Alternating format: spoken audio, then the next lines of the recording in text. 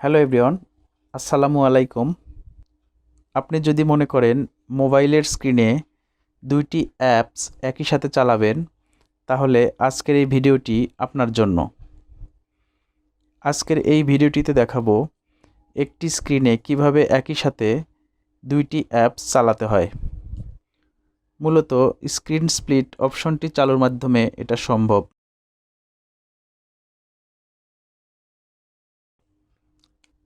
অপশনসটি চালু করার জন্য আপনার মোবাইল ফোনের নিচের দিকে শর্টকাট বাটনে একটি টাচ করবেন।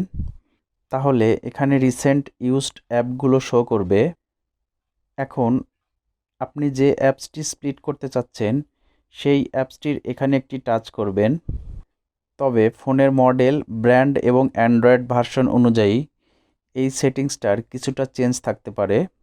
কিছু ফোনে মাঝে অ্যাপ আইকনে টাচ করলে open in split screen view এরকম একটি অপশন আসবে, সেখানে টাচ করলেই স্প্লিট স্ক্রিন অপশনটি চালু হবে।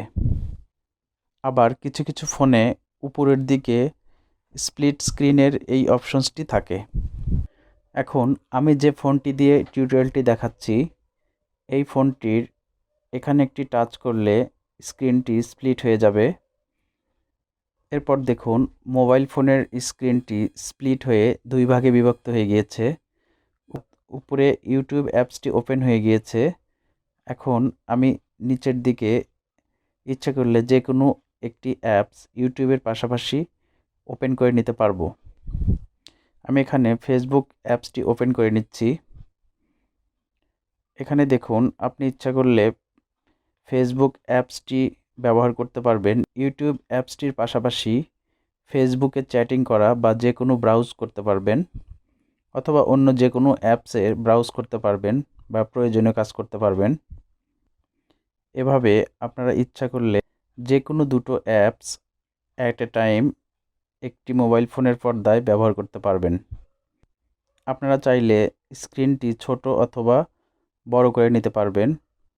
এভাবে উপর দিকে টেনে বা নিচের দিকে নামিয়ে স্ক্রিন দুটোকে বড় বা ছোট করতে পারবেন।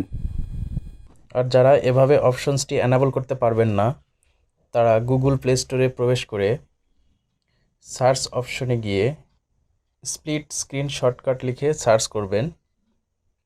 এরপর স্প্লিট স্ক্রিন শর্টকাট এই অ্যাপসটি ইনস্টল করে একই সাথে মোবাইল স্ক্রিনে দুটো অ্যাপস ইউজ করতে পারবেন। আপনি যদি আমাদের চ্যানেলে নতুন হয়ে থাকেন, তাহলে আমাদের চ্যানেলটি অবশ্যই সাবস্ক্রাইব করবেন। ভিডিওটি থেকে কিছু শিখে থাকলে কমেন্ট করে অবশ্যই জানাবেন। Thanks for watching.